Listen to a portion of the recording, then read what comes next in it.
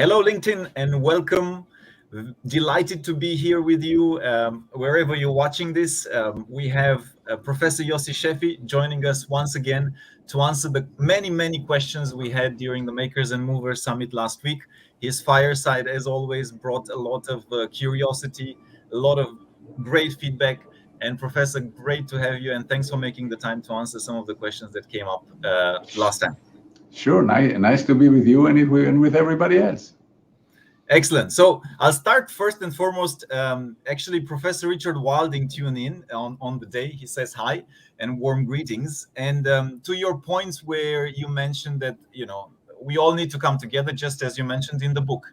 A shot in the arm was possible because humanity came together and we developed the vaccine so fast. Same can be applied, and you made the point for global warming, for solving other issues. So Professor Wilding was saying that in his view, the concept of cooperative competition is quite important, where even competitors come together in certain areas, they collaborate. Obviously, they also competitors at large because that's the way life works. And he was saying that will further develop over time and accelerate. So I just wanted to start with that. I'll pass that statement to you and see also what do you think of this concept of cooperative competition. Of course, this is, in some sense, it goes without saying. When competitors cooperate, they don't cooperate on the thing that will make them uncompetitive. So, of course, they keep a lot of things in the back pocket. When pharmaceutical companies, Moderna, Pfizer, J&J, and many others, they actually cooperated on many fronts. I don't know if I talked about it in the presentation. I talk about the cooperation with monkeys. Yes. Yeah, this was a classic example that it doesn't hurt anybody, but it makes everybody better off. So nobody had to give up the formula for the vaccine or what exactly they're using, but they cooperate on the placebos because they all use placebos, and there's no reason for them not to share the placebos. So things like this, when people can both compete and cooperate and make everybody better off, of course, that's the competitive marketplace, and it has proven to be extremely effective. But in some cases, like when we all face a common danger, cooperation is called for. And it happened, honestly, even in my previous book, The New Abnormal, I wrote about companies that cooperate quite a bit along the supply chain in order to get, especially food, to market. So there are many examples of this. Yes. And I think along the lines of all the different panels, so we had all sorts of industries, right? FMCG, industrial, electronics in the summit, and it was a clear theme. And I even so we had the chief operations officer of Wayfair, and I asked Thomas. I said, "Hey, do you see yourself cooperating with Amazon or God knows, right, in terms of bulking your furniture or whatever, the back of trucks and so on?" And he's saying, "Look, nothing is excluded. I mean, ultimately, if it's going to make both sense for both of our networks, and we can service faster and in the sustainability sense, why not?" So it seems that people are aligned at the baseline. Let me explain why this example doesn't work. Because this example by people who are not in supply chain is always said, why? No, if you look just at statistics, most trucks are running, half empty. So before the pandemic, now it's not so much the case, but normally trucks are running half empty, they're going back empty. So people, why don't we cooperate? Why don't competitors cooperate with each other? And I've been in this business for many years, as you know. The reason that it's not easy is there is no simple way to allocate the benefits. Invariably, when you do a tour with many people, with many more than one companies participating, who gets the benefits? It's the guy who put the extra, the guy who runs, 1 pound on the truck, or the guy who went, 40,000 pounds on the truck. The guy who is close by and just to serving that plant, you just had to move, 10 miles off route, or the guy that you had to go to the other side of how exactly do you? That's a big issue, which, in my experience, for example, this cooperation always failed on this issue. It's not that people didn't like it. There have been in automotive, the classic case is Detroit. You have GM plant, Ford plant, old Chrysler plant right next to each other. The suppliers are many many cases the The same. same. Yes. So most of the suppliers are the same. So why not send full trucks directly and stop at the Chrysler plant, at the Ford plant, well, because it's very hard to allocate the benefits. So if you think about it hard and try to work the formula, somebody wins, somebody loses. And the minute that somebody wins, somebody loses, or everybody wins but not at the same rate, it falls apart actually because the competition kicks in. So, Mm. so I've been on the front line of trying to make these things work, and they're Yes. difficult. And I've actually seen that just a couple of days ago. I think you announced at the center at MIT that you struck a partnership with Maersk. Yes. Anyways, on that topic, maybe we do a segue, right? So Maersk now, interested to get your views, is transforming, right? Is providing pursuing an end-to-end supply chain strategy. Yes. That is changing a lot of dynamics in the shipping line versus 3PLs as well, right? So it's not just Maersk. Yeah, CMA bought Siva, which is another 3PL. So it seems like the shipping lines are going more and more aggressively direct to their customers. And more and more 3PLs are saying, "Hey, we can't get space," because so there's some dynamics there. So I'm curious also of your views. It's not necessarily linked to the book, this one, but just came to my mind because I saw the pictures on LinkedIn. How do you see this transforming and morphing, right? Because it's a demand and supply type of a Okay. market. It happens in not only in the logistics industry, it happens in every industry. When you go to Walmart, you see products, Walmart products. Is Walmart in the manufacturing business? No, it's really not. But it goes, you see Amazon getting into logistics business. You see Amazon getting into manufacturing. So companies, one way to expand is along the supply chain, get capabilities that your suppliers have, get capabilities that your customer need beyond your classic capability. That's what going end to end is. It's expanding along the supply chain. In some sense, it is easier than expanding horizontally. Because when you start to expand horizontally, you have the Justice Department, the Competition Commission, everybody is on your back. I mean, you are getting too big. So it is scrutinized, and now it's actually more scrutinized than ever, at least in the United States. In Europe, it's been scrutinized for a while, but in the United States under this administration, and that's actually even Republicans are scrutinizing this. So in some sense, it's easier to expand. So just they need to expand, they need to grow. At one point, where do you grow? That's one element. Another element is, especially for logistics company, manufacturers do it. Lots of companies do it. It's controlling your destiny. And they always things like crisis, like the pandemic, provide an impetus. So I don't want to rely on supplier that allocate to me, but allocate to my competitor. If I own the supplier, I know where the stuff will go. And so that's one thing. Another thing is controlling the customer service. Knowing if you have, the last person who sees your customer is the truck or van drivers that deliver the stuff. Why did Amazon go into it? Go into logistics, big fight with FedEx. FedEx is really efficient at what they do. Amazon decided to take it over, and they bought airplanes and vans, and because they control the customer service, and they know that the service is good. They know exactly when something was delivered. They don't have to rely on anybody. So all of these arguments lead to companies expanding along the supply chain. Of course, there used to be the opposite narrative. If you recall, focus on your core competencies and Yes. let other people do. So okay, so it's the accordion phenomena. That companies grow and then the narrative changes and they start going. So we're now in a period that companies are growing along the supply chain. And it could be that new management comes 3-5 years from now and start selling all these assets and saying, oh, we're not as good. We can never be as good as Kuehne+Nagel. We can never be as good as XYZ. So we got out of this business. Let them handle the tracking. Let them handle. So we'll see.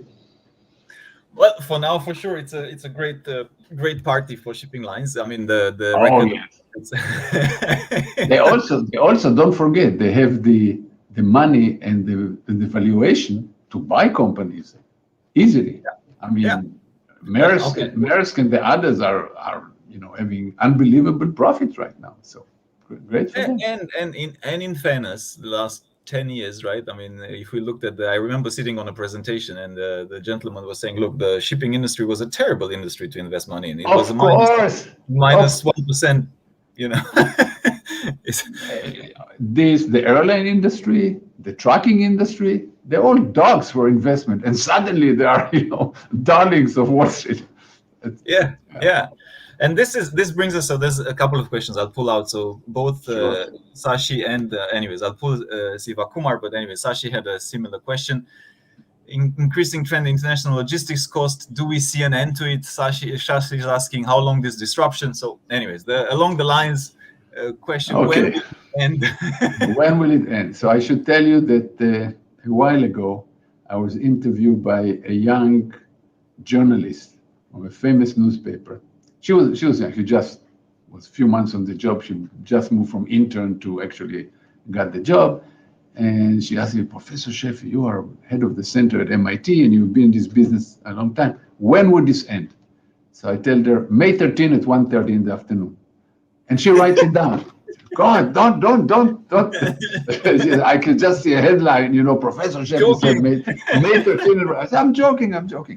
It's that's a very hard question. But first of all, let me tell you, it will end, and it will end badly. It will end in a recession. Every time with the market go berserk, like now, and some companies are making outsized profits, and many companies are going public with no profits at all, people say, but now it's different. Yeah. The market is different, the behavior is different, people are different. It's not. I mean, people are people. What happens now, there's a huge accumulation of inventory. OEM and suppliers are getting inventory whenever they can because they're all afraid that something will not happen. As long as the Feds, especially the American Federal Reserve, is flooding the market with money, inflation will continue, prices will continue, shortages will continue. I think the main reason that for the shortages, and we don't see it too much in the American press, A, because they don't understand much, and B, because they are all trying to protect the Biden administration, or mostly. The main, as far as I'm concerned, the main reason for what we see now is the amount of money slushing in the market. Because what happened is, during the pandemic, we had $2 trillion, and on top of it, all kind of unemployment, and of all kind of things, and it's still going on now with the infrastructure bill, and then it is still going on. You have, on June 12, Powell, the chairman of the Federal Reserve, said, and I'm paraphrasing it, he said, I always knew it's easy to increase demand. I never knew the supply is a problem. And I'm thinking to myself, really? That's kind of economics before 101. That's kind of preparation for economic 101.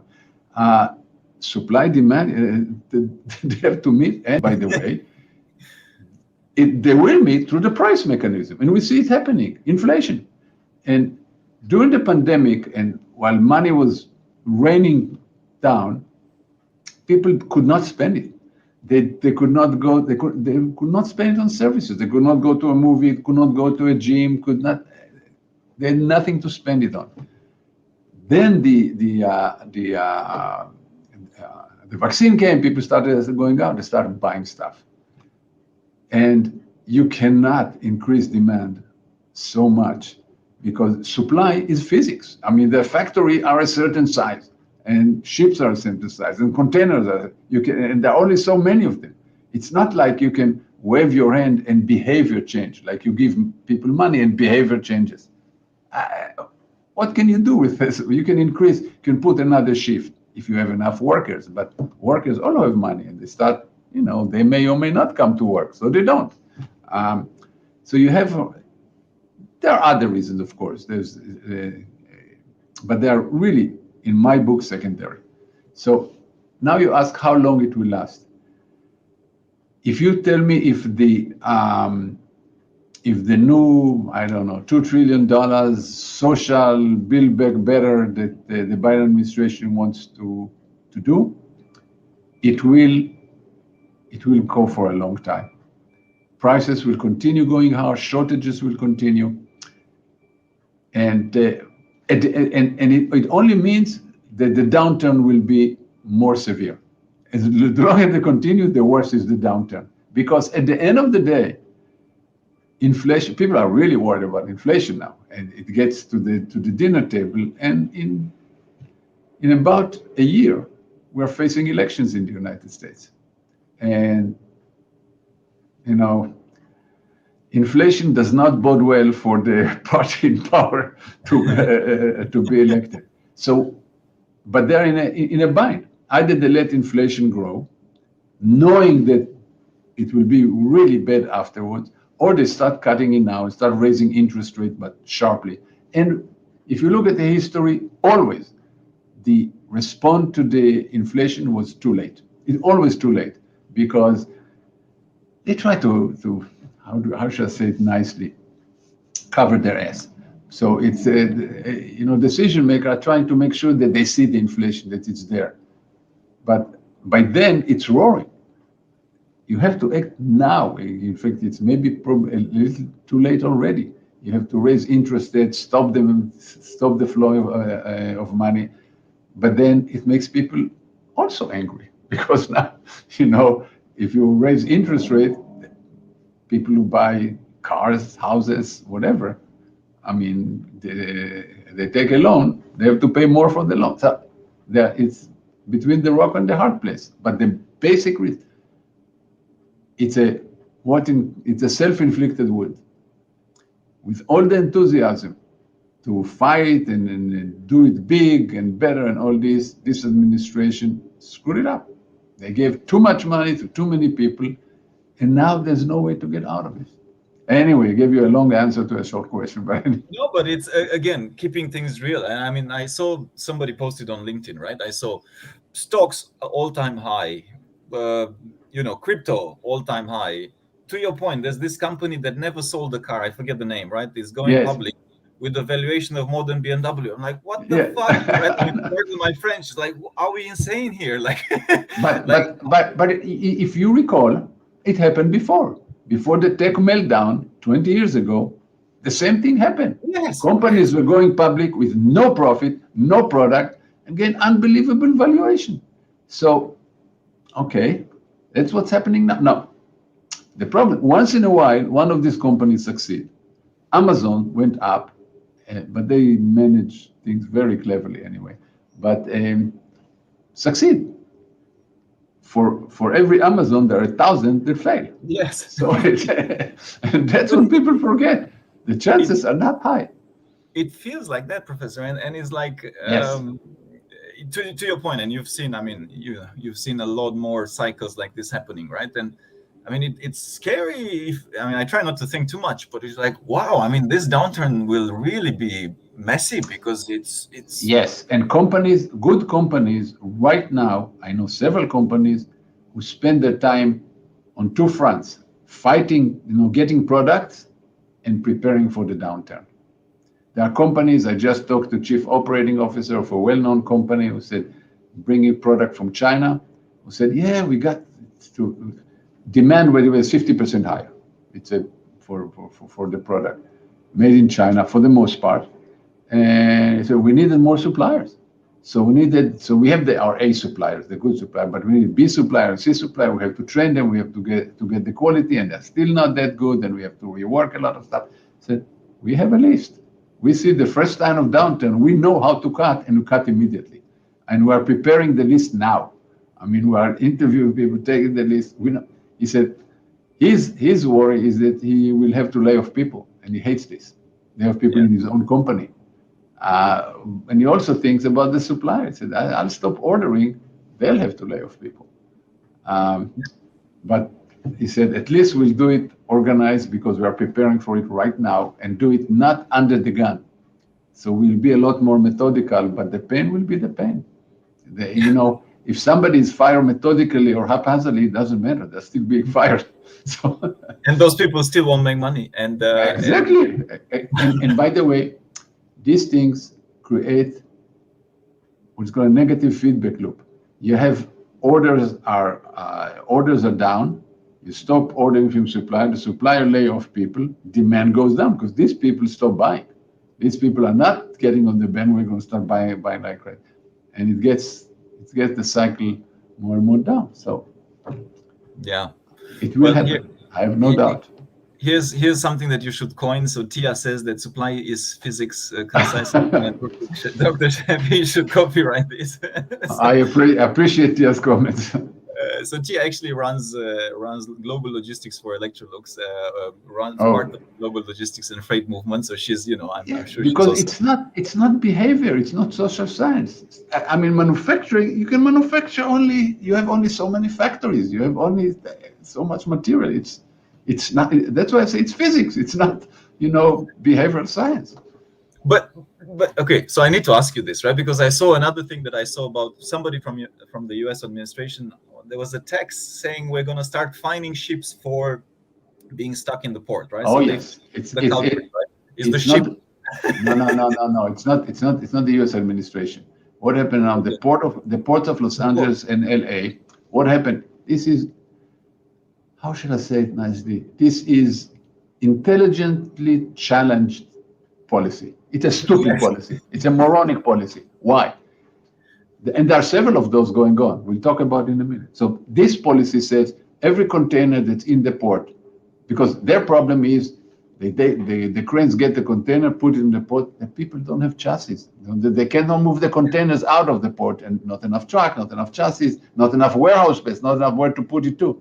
So they said, if you are in the port more than 5 days, we start $100 a day per container. It will go to 200 to 300. Why is it stupid? It's not that people don't want to take the container. They don't have the trucks. They don't have the chassis. They don't have the warehouse space. So the same way, there are people who, and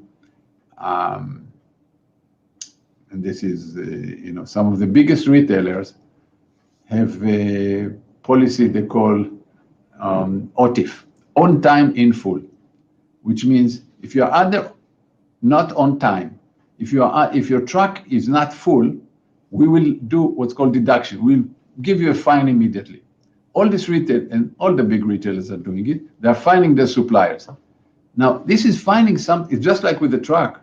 You find somebody, or the container owner, you find somebody who cannot do anything about it. It's not like your supplier doesn't want to sell you. They would like to sell you. I mean, they would like to sell you the full truck, but they can't. They don't have the product because they don't get the ingredient. They don't get the part. So it is something that is ridiculous. And by the way, it will fuel inflation, because at the end of the day, who will pay for it? Not that the consumer will pay for it at the end, because everybody will pass the cost and add a little margin, and the consumer will pay. So all of these that I see are just feeding inflation and feeding the shortages. Yeah. So here's a question. Maybe let's think of, because again, you speak to so many different executives across industries, right? And you mentioned one scenario, right, with the CEO that's getting prepared already for the downturn. Any other things that you see that companies are doing well to navigate this chaos and still managing to, breathe above the water? Well, it's very hard to tell well, because well will need to stand the test of time. There are companies, there are small companies. I was talking to a supply chain manager in a very small company, that they usually have a problem because they share containers. They don't have enough to fill containers coming from China. So they share containers with other retailers, very small small manufacturers, small retail. So now, and it's always they have a problem getting to a warehouse. Who can take who they have to empty the containers, and they have to coordinate with other people, never in time. So they start filling the containers and saving more and more inventory. And okay, so they solve the immediate problem. They run 20 feet, not 40 feet, but they run full containers now. They do what they can, because otherwise they don't get the stuff out. Is it a good policy? It's good for now, but the inventory is 5 times what they think is the right inventory.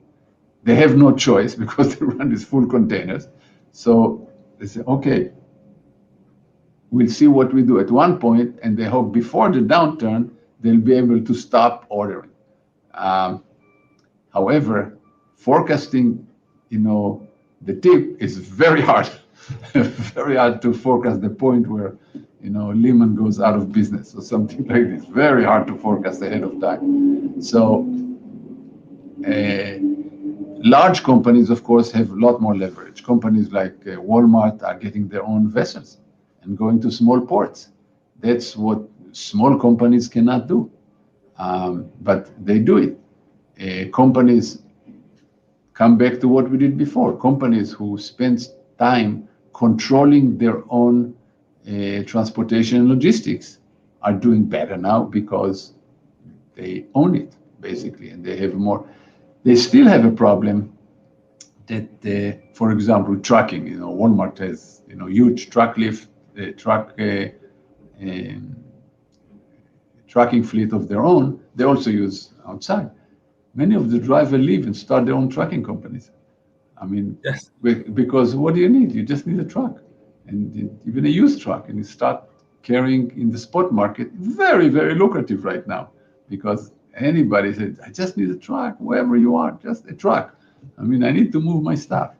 So even them have a problem with trucking. They have to raise rates, and it's really the trucking, for example, is complex because companies raise the payment for drivers, and as it turns out, drivers work less because most of these people, like, instead of working 4 weeks a month, they work 3 weeks a month, and 1 week go hunting.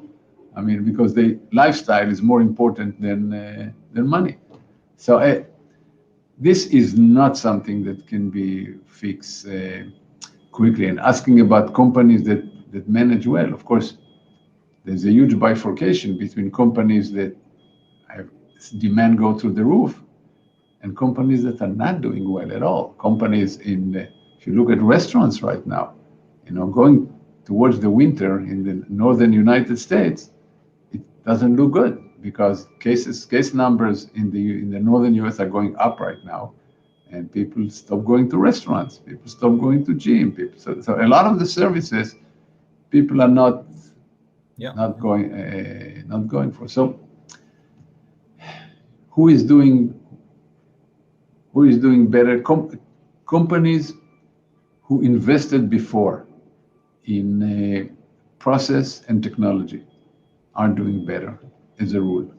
Companies who invested in supply chain management basically are doing better. Company who understood all along that supply chain management is an important function and not just a backdoor that the worst people, if you can't get them anywhere else, they go to supply chain. In all honesty, 30 years ago, it used to be the case. But took a while for people to understand that the worst thing for customer service is not having the product on the shelf, and or not having the product delivered. And it's the supply chain that's responsible for this. So over time, it started before the pandemic, but grew exponentially during the pandemic. Supply chain became more important within companies. People realize it, and the Wall Street Journals have 3 or 4 articles a day related to what's going on with supply chain. So there's no, unfortunately, silver bullet. I don't know of a company that's doing particularly well, because even doing well means being able to overcome some of the current hurdles, but they always do it at a great cost. I mean, even Walmart having small ships that run containers to small port, they pay 10 times more per container, 10 times more per container than they used to pay before. So Yeah. is it doing well? It's hard to say, is it doing well? Yeah, you can do something, but at a cost. And their warehouses are full. I saw some pictures. I mean, it's complete chaos actually. There's loads and loads of trucks and merchandise, and when the No, downturn will come, then all of a sudden they're going to have stockpiles of stuff that nobody will necessarily buy. So yeah, well, even if people will buy, they'll immediately stop ordering from their yeah, suppliers, and the supplier will we'll have a get hit. problem, and Yeah, they'll have to write a lot of things off, and their stock will go down, and then start the downtrend the of the stock bullwhip. market. I mean, Final question. I want to take this one from Jessica as well. Just being mindful of your time, Professor. So no problem. energy restrictions, China switching off suppliers out of China, near-shoring suppliers to their region. Are you seeing more of that, or is it still quite heavily reliant on China? Quite heavily relies on China, no question about it. This belongs to the area, the idea of getting out of China belongs to the area when everything's said and done, a lot more is said than done. It's when companies invest in China, they develop a whole ecosystem. It's not just the tier one supplier. It's their supplier, and their supplier, and their supplier, and their suppliers. There's thousands of suppliers. And over time, they all became good. The quality, sometimes they, how should I say, acquired Western knowledge. Sometimes they just stolen Western knowledge. But it doesn't matter. They became good. And by the way, they generated their own. Some of the Chinese universities are absolutely first class today. Universities like Tsinghua and Fudan and others are first class universities. So they generate their own knowledge and their own know-how, their own engineers. So it is hard to get it out of China. Companies spend decades and billions of dollars in building a whole ecosystem. And a lot of the talk in the media and a lot of the examples about somebody who moved the tier one supplier out of China. So what? 99% of the supply chain is still in China. Yeah, you move tier one. So there are several good things to say when you move tier one. But the best thing is you can slap a label, say made in Taiwan or made in Vietnam rather than made in China. But most of the material, most of the parts are still coming from China. So you are not independent of China. It is hard to think about how people can be independent of China at this point. One example, we talk about rare earth minerals, for example. China has, 90% exporting rare earth minerals around the world, which is very important for all kind of semiconductors, for high-tech products, for cell phone, for batteries, for cars, whatever. Batteries for electric vehicles. You know which country has more rare earth minerals? It's the United States. The United States. But they're all in the ground. Because of environmental law, we cannot mine them. Nobody wants a mine in the backyard. So how would you bring it back and you still rely on China? So you have to, let me make final comment is even more general. How do you get out of the current shortage? I'm sitting on some government panels and dealing with friends in the government. And I tell them what you have to do is relax many of the restrictions. You cannot still have the environmental law that don't allow trucks more than 5 years old to do the drayage out of LA Long Beach. For a while, you have to relax it. You have to relax the fact that the driver who has some marijuana in state where it's legal, it stays in your blood for a while. Then you go try to get a commercial driver license, you can't get it because a week ago you had some weed. Okay, maybe you need to relax it. Maybe you need to develop a test for, are you impaired right now? Okay, you cannot drive. But just like drinking, you can drink as long as you drink and drive at the same time. The problem with weed, it stays with you a longer time. So you cannot get a commercial driving license. Age restriction. And there are lots of these things that are just, last thing, some processes. Why is there a chassis shortage in the United States and not in Europe? Ever thought about it? Europe doesn't have a chassis shortage because it's managed differently in the United States. In the United States, chassis is managed as a pool. They're not owned by the trucker. In Europe, the trucker and the chassis go together. So the driver goes, take a load off the port, deliver it to the warehouse. Even if the warehouse is not ready, they take the container off the chassis and the driver can go back. In the United States, it's different. The driver doesn't care about the chassis. It's not his or hers. So he comes to the warehouse. They cannot, this happened in Europe and the United States. They don't have time. The warehouse is full. They cannot empty the container. He leaves the container on the chassis. He just disconnects and goes back. Well, now he comes to the port and there are no chassis because everybody's doing this.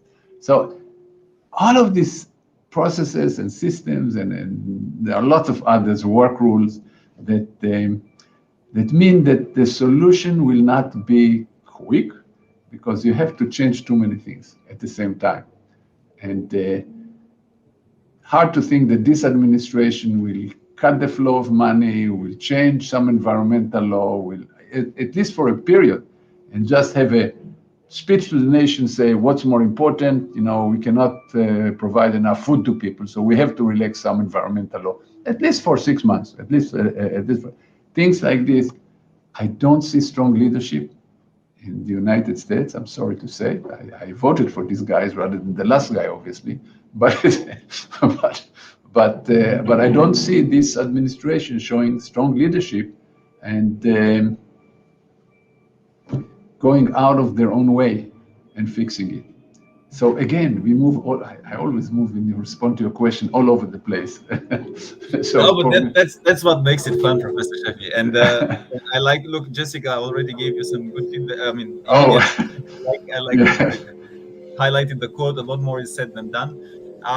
As an ending, what I just want to piggyback, and we'll leave it as such. You said this before, to the point, if only we also had some technocrats and more technocrats in the governments, with the chassis and a lot more that would know, stop finding the containers, stop finding the ship. Maybe get somebody to understand supply chains. What do you mean? The ship doesn't want to go? The ship hurts from staying in the queue for weeks. I mean, of course it wants to turn around. Makes money only when it turn around. Just like a driver, people talk about shortage of drivers. There's no shortage of drivers. The driver gets paid per load. So they want to run back and forth more than you want them to run back and forth. They want to run back and forth. If they come to the port, they have to wait hours for the chassis or hours for the container. They don't go because they cannot run. And I was involved with always invited to all kind of working group and government type committees, advisory boards, the White House, in the Department of Commerce. And the problem is always full of economists. And I try to tell, and they try to think about the economic situation. If you want to really solve immediately what's going on, go to the port, talk to the drivers, talk to the longshoremen, talk to the crane operators, understand the situation, because it's not big. It's a lot of small things that have to be fixed in addition to the money supply. Anyway, yes, going all over the place. Professor, thanks a lot, as always, keeping it real. I really appreciate your time, and fingers crossed. Let's hope for the best. Expect the worst, right? Plan for the worst. Plan for the worst. Hope for the best. Absolutely. Okay.